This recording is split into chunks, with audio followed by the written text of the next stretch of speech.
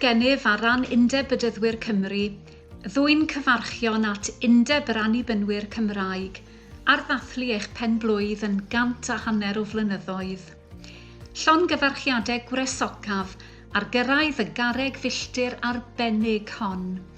Hyderaf y byddwch yn mwynhau'r dathlu yng Nghaerfyrddin ac yn wir y cewch ddigon o amser yng ngeiriau pensau'r eich cyfansoddiad y Dr John Thomas Lerpwl i gyffroi meddyliau puraidd eich gilydd i weithgarwch.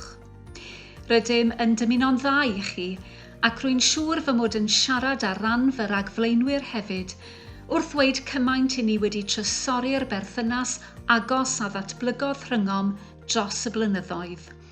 Diolch am y cydweithio a'r cyfeillgarwch ac edrychwn ymlaen at gryfhau'r berthynas mewn cyfnod heriol. I'm Simon Walkling, and I bring greetings from the United Reformed Church. Roedd hefyd yn cynrychioliaeth phartneriaid yng Nghyngor Eglwysi Ryddion Cymru, gan fy mod yn gwasanaethu fel llawydd ar hyn o bryd.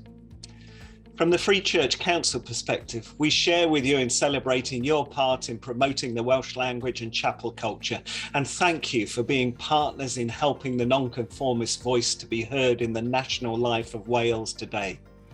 As moderator of the United Reformed Church National Synod of Wales, I remember our common roots in the congregation at Llanfacus, our shared emphasis on seeking the mind of Christ in church meetings, and our belief that the Spirit equips local churches to be part of the body of Christ where they are. I'm thankful that we're members together in the Council for World Mission and other global Christian families. And I pray for you as we face the same challenges of playing our part in God's mission in the context of Wales. May we all learn how to share God's love in a broken world.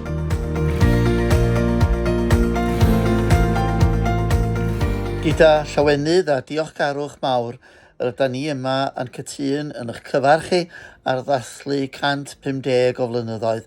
Mae hynna yn achlysur i'w gofio. Ydyn ni yn diolch i Dduw amdano chi am ddwyn i'n plith ni gadernid yr iaith Gymraeg, cariad ag at y genedl da ni'n perthyn iddi hi.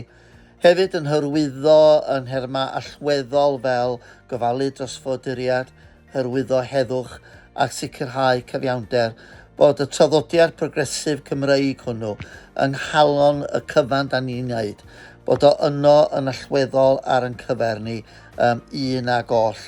Da ni'n dathlu y saint y fydd yma yn blaenau ni, y bobl fydd yn rhannu yn cymdeithas ni, yr hyn niferus i'w henwi, a da ni'n edrych ymlaen ar gyfer y blynyddoedd sydd i ddod. Byddai'r canrifoedd o waith sydd o'ch blaen chi, bod o fendith i ni, i'r genedl Gymreig a hefyd i'r byd yn ei gyfanrwydd. Bendith Duw arnoch chi a sawl canrif fendithiol i ddod. The CWM family, your family from across the world, send their love, prayers, and good wishes on your remembering and celebrating 150 years. The story of the UWI, with its deep roots in the Protestant Reformation and Puritan history, bears witness to a journey of faith and faithfulness, an adventure throughout which you and your ancestors delighted in blessings, rose to challenging moments, and stood steadfast in the face of storms, and with much grace and always a song or psalm of praise on the lips in your unique Welsh flavor, tempo, and harmony.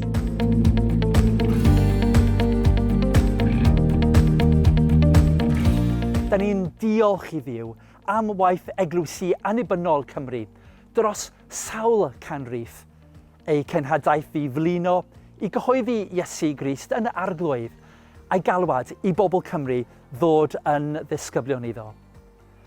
Dych chi wedi gwneud hyn drwy gyfrwng ein heniaeth fwyn, gan osod esiampl a safon i ni yn yr Eglwys yng Nghymru wrth i ninnau hefyd addoli a thystiolaethu yn y Gymraeg. llawenhawn yn y drysorfa ysbrydol a ymddiriedwyd i'r Cymru drwy ymroddiad gweinidogion y gair a'r sacramentau, y beirdd a'r emynwyr, yn ogystal â'r rai a fi'n sefyll dros gyfiawnder ac y fi'n y dystion i dernas heddychlon Crist. Mae'n bleser mawr ac yn ffraint eich cyfach ar ran yr Eglwys Fethodistaidd ac yn arbennig ar rhan Synod Cymru. Llongyfarchiadau i Undeb yr Annibynwyr Cymraeg wrth i chi ddathu 150 o flynyddoedd yr Undeb. Mae cymaint wedi newid yn ein byd a'n cymdeithas ac ym mywyd Eglwys Iesu Grist ers 1872, ond dydy cariad Iesu byth yn newid, a mae ffyddlondeb yr Undeb a chymddiriad yn Iesu yn gyson hefyd. Diolch i Dduw amdanoch chi i gyd ac am eich cydweithrediad yn ei wasanaeth.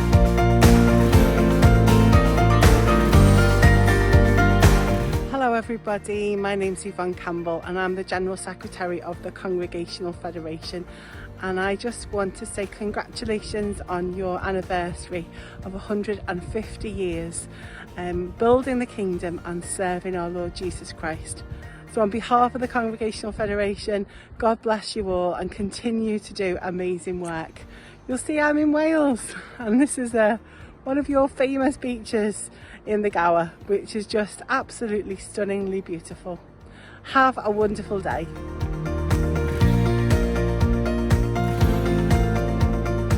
Ar rhan Eglwys Presbyteriaid Cymru.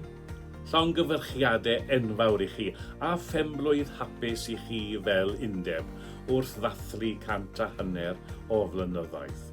Diolch i chi am eich gwaith a thystiolaeth yn ein gwlad ac am y rôl allweddol yr ydych wedi cyflawni yn ein hanes fel cenedl. Yn bersonol, ys ga i ddweud, mae'n hyfryd cael y fraint o'ch cyfarch fel hyn ar y chlysur mor arbennig oherwydd mae'n chwaer a'i theulu yn aelodau gyda'ch llywydd a mae'r mab a'ch sgryfennydd yn aelod gyda ni yn Salem. Pob bendith i chi nawr yn yr Undeb ac yr ydyn ni gyd yn trysori nifer o gyfeillion a'r cyfeillgarwch arbennig sydd rhwngthon ni fel enwad a chi fel Undeb. Ymlaen yn ni gyd yn awr am 150 o flynyddoedd eto. Pob bendith a mwynhewch.